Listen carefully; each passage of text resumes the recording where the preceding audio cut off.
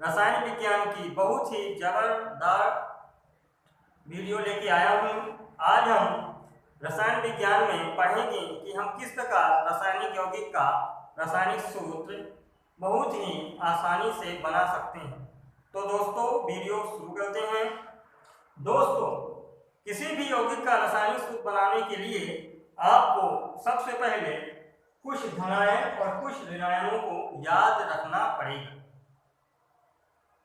दोस्तों, जो धनायन होते हैं, जो धन आयन बनाते हैं, उन्हें हम क्षारीय मूलक कहते हैं और जो ऋण आयन बनाते हैं उन्हें हम अम्लीय मूलक कहते हैं।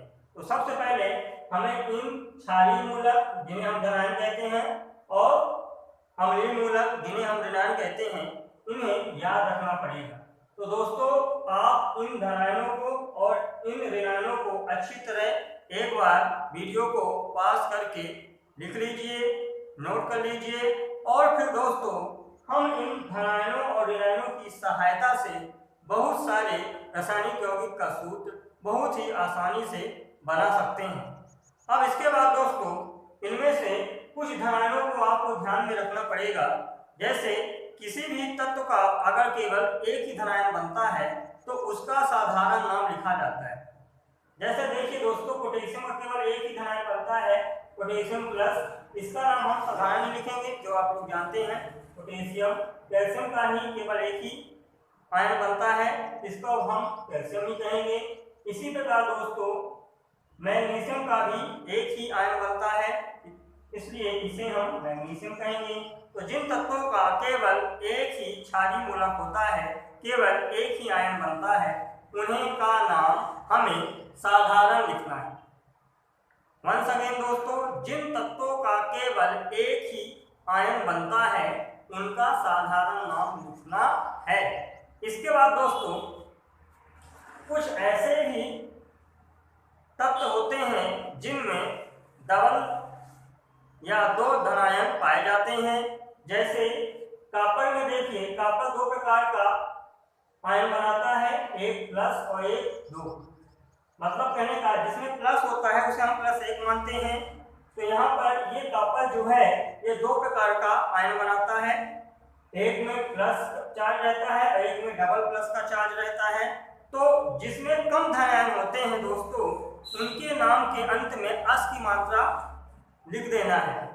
यह कब करना है? जब एक ही तत्व के दो धनायन हों तो जिनमें कम धनायन होता है उसके अंत में अस की मात्रा लिख देना है। जैसे यहाँ पर देखिए अस की मात्रा है, ये देखिए अस, और जिसमें अधिक धनायन होता है उसमें इक की मात्रा लिख देना है। ये चीज दोस्तों आप जरूर ध्यान रखिएगा। धनायन में जिसमें एक ही तत्व के दो धनायन बनते हैं उनमें जिसमें कम चार्ज रहता है उनमें लास्ट के अंत में अस लगा देते हैं और जिनमें अधिक चार्ज रहता है उनके नाम के अंत में इक की मात्रा लगा देते हैं। तो दोस्तों जैसे देखिए यहाँ पर Cu प्लस है जिसे हम क्यूप्रस पढ़ेंगे, यहाँ Cu+2 है जिसे हम क्यूप्रिक पढ़ेंगे। इसी प्रकार देखिए दोस्तों Fe2 में कम चार्ज है, दो चार्ज है, इसको हम फेरस पढ़ेंगे। Fe3+ में 3 चार्ज है, इसलिए इसको हम क्या पढ़ेंगे? फेरिक पढ़ेंगे। इसी तरह दोस्तों यहाँ भी देखिए, यहाँ +1 है तो मर्क्यूरस, यहाँ +2 है तो मर्क्यूरी। इसी तरह दोस्तों इसमें देखिए Pt+2 में रेटिनस और Pt+4 में रेटिन। तो ये हुआ दोस्तों धनायन के लिए कुछ बात। इसी प्रकार ऋणायन में कुछ चीजें आपको ध्यान में रखना है। ऋणायन में जहां पर ऑक्सीजन जुड़ा रहता है, जब कोई ऑक्सीजन दो प्रकार के समान चार्ज के आयन बनाता है, जैसे यहाँ पर देखिए SO3-2 SO4-2, यहाँ पर ऑक्सीजन 3 है तो इसमें हम आइट की मात्रा लगाएंगे ITE, और इसमें ऑक्सीजन संख्या 4 है तो इसमें हम एक की मात्रा लगाएंगे।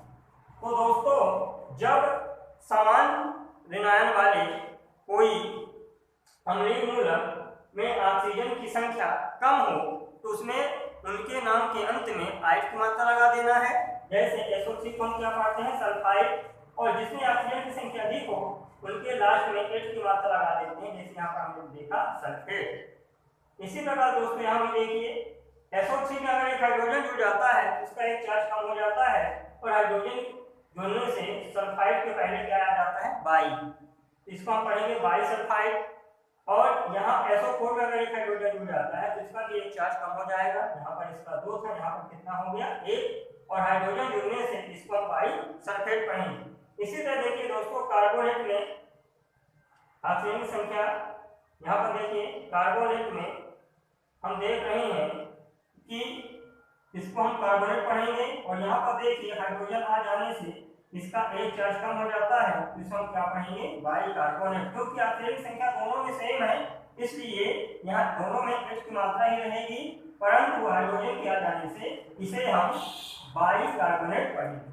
तो दोस्तों अब चलते हैं इन धनायन और ऋणायन अर्थात क्षारीय मूलक और अम्लीय मूलकों से किस प्रकार हम किसी भी यौगिक का रासायनिक सूत्र कैसे बनाते हैं। तो दोस्तों देखिए, मैंने एक यहाँ कंपाउंड लिखा फेरस सल्फेट। एक चीज दोस्तों आप जरूर ध्यान रखिएगा, कोई भी कंपाउंड जो होता है वह धनायन और ऋणायनों से मिलकर ही बनता है। अब देखिए दोस्तों, फेरस का क्या फार्मूला होता है। फेरस का दोस्तों फार्मूला होता है Fe+2 और सल्फेट का फार्मूला होता है SO4-2। यहाँ पर देखिए ये सल्फेट है। अब दोस्तों आपको क्या करना है, इनके प्लस और माइनस को ध्यान नहीं देना है, केवल इनके अंकों को ध्यान में देना है। यहाँ पर 2 अंक है तो इसका गुणा SO4 के बेस में कर देना है, और यहाँ पर 2 है, इसका गुणा Fe के बेस में कर देना है, जिसे आप क्रॉस मल्टीप्लिकेशन कहते हैं। तो दोस्तों ये जो 2 है वह SO4 के बेस में चला जाएगा, और ये जो 2 है वह Fe के बेस में चला जाएगा। तो दोस्तों ये हो गया Fe2, और ये 2 क्योंकि SO4 सेट में है इसलिए SO4 2 बार हो जाएगा, तो हम कोष्टक के बाहर क्या लगा देंगे, बेस में 2। अब हम इनका अनुपात ज्ञात करते हैं, क्योंकि ये दोनों संख्याएं 2 से कटती हैं, इसलिए 2 एकम 2 2 एकम 2, ये हो गया Fe1 और ये हो गया SO4 और बेस में 1। अब दोस्तों किसी भी एलिमेंट या यौगिक के बेस में 1 हो तो उस 1 को नहीं लिखा जाता है, इसलिए इन दोनों से हम 1 को हटा देंगे, तो ये बन जाएगा FeSO4। तो दोस्तों हमने देखा कि फेरस सल्फेट का सूत्र हो गया FeSO4। इसी तरह दोस्तों हमने यहाँ पर लिखा फेरिक सल्फेट। अब दोस्तों देखते हैं फेरिक का क्या फार्मूला होता है, Fe+3। सल्फेट का क्या फार्मूला होता है, SO4-2।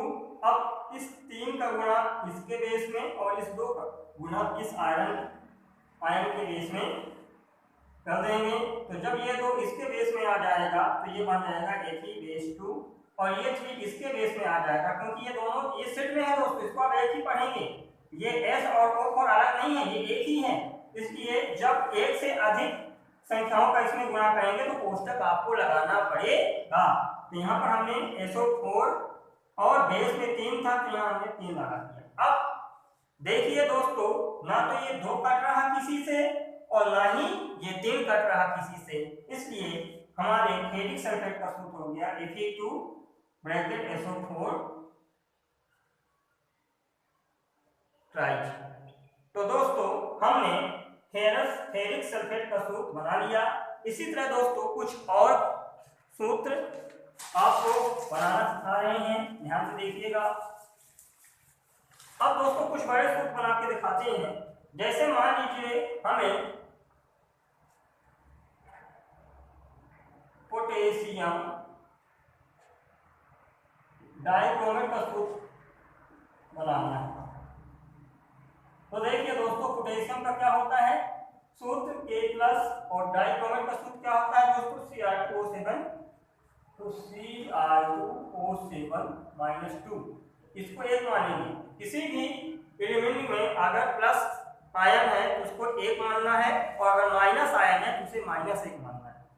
तो यहाँ पर इस 1 का गुणा इसके बेस में और इस 2 का गुणा इस K के बेस में कर दीजिए।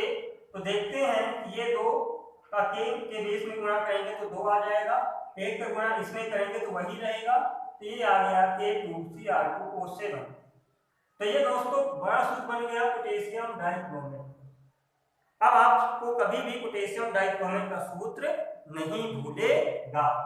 इसी तरह दोस्तों कुछ और फार्मूले देखते हैं। जैसे हमने लिखा कैल्शियम क्लोराइड, तो दोस्तों कैल्शियम का क्या सूत्र होता है Ca+2, क्लोराइड का क्या सूत्र होता है -1। इस 2 का गुणा इसके बेस में और इस 1 का गुणा इस कैल्शियम के बेस में कर दीजिए। ये Ca1 आ गया और ये Cl2 आ गया। एक को लिखा नहीं जाता तो CaCl2 ये कैल्शियम क्लोराइड का सूत्र है। इसी तरह दोस्तों कुछ और कंपाउंड देखते हैं। जैसे मान लीजिए हमने फार्मूला बनाया कैल्शियम कार्बोनेट, तो कैल्शियम का सूत्र हो गया दोस्तों Ca+2 और कार्बोनेट का सूत्र हो गया CO3-2। अब इस 2 का गुणा इसके बेस में और इस 2 का गुणा इसके बेस में, तो ये हो जाएगा Ca2 और ये हो जाएगा, क्योंकि ये सेट में है इसलिए आपको इसको कोष्टक के अंदर लिखना है 2। अब ये 2 एकम 2 2 एकम 2, अगर यहाँ बेस वाली संख्या दोस्तों कट रही है तो उन्हें आपको काट देना है। तो ये Ca1 आ गया और ये CO3 1 आ गया। अब एक को लिखा नहीं जाता तो ये हो गया CaCO3, ये कैल्शियम कार्बोनेट का सूत्र हो गया दोस्तों।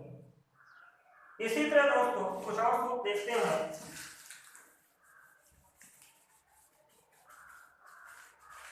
मान लीजिए दोस्तों हमको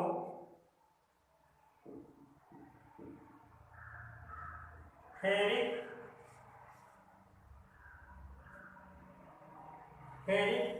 क्लोराइड का सूत्र बनाना है। तो फेरिक का आप जानते हैं Fe+3 और क्लोराइड का होता है -1। इस 3 का गुणा इसके बेस में और इस 1 का गुणा इसके बेस में। ये देखिए Fe1 और Cl3, एक को लिखते नहीं है इसलिए FeCl3। ये हो गया दोस्तों फेरिक क्लोराइड का सूत्र। तो इस तरह दोस्तों आप किसी भी धनायन और ऋणायन से किसी भी कंपाउंड का बहुत ही आसान तरीके से सूत्र बना सकते हैं और आसानी से अब आप लोगों को सूत्र बनाने में कोई प्रॉब्लम नहीं होगी। एक चीज और दोस्तों, ये अगर आप दोनों सूत्र याद कर लेंगे तो आपसे कम केमिस्ट्री के 600 फार्मूले याद हो जाएंगे। 600 फार्मूले अगर आपको इतने धनायन और ऋणायन को याद करने से बनते हैं तो इससे अच्छा कुछ नहीं होगा। एक चीज और दोस्तों, ये धनायन और ये ऋणायन आपको याद रखना पड़ेगा, क्योंकि ये जरूरत होती है किसी भी कंपाउंड का फार्मूला बनाने के लिए। इसके बाद दोस्तों एक दो और सूत्र बनाना सीखते हैं। जैसे मान लीजिए मुझे बनाना है मर्क्यूरी क्लोराइड,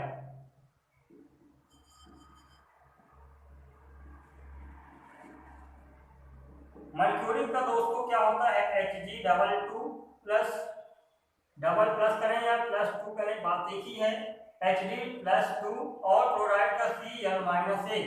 अब इस 2 का गुणा इसके बेस में और इस 1 का गुणा इसके बेस में, तो Hg1 Cl2, 1 को लिखा नहीं जाता तो HgCl2। ये मर्क्यूरी क्लोराइड का सूत्र बन गया दोस्तों।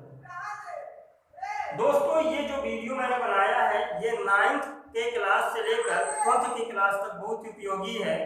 इस वीडियो का उपयोग तो BSc MSc हर प्रकार के कंपटीशन में आप कर सकते हैं, क्योंकि जो कॉम्पिटिटिव एग्जाम होते हैं उनमें भी 2 से 3 नंबर तक कोई ना कोई फार्मूला पूछा जाता है और आपके 9th से 12th तक तो ये केमिस्ट्री की जाएगी। अगर हमसे सूत्र बन गया केमिस्ट्री का तो हमको केमिस्ट्री बहुत ही आसान लगेगी, और अगर हमसे सूत्र नहीं बना तो वह केमिस्ट्री हमें कभी भी समझ में नहीं आएगी। तो दोस्तों एक और आप लोगों के सामने मैं सूत्र बनाने जा रहा हूँ। जैसे दोस्तों मान लीजिए मैंने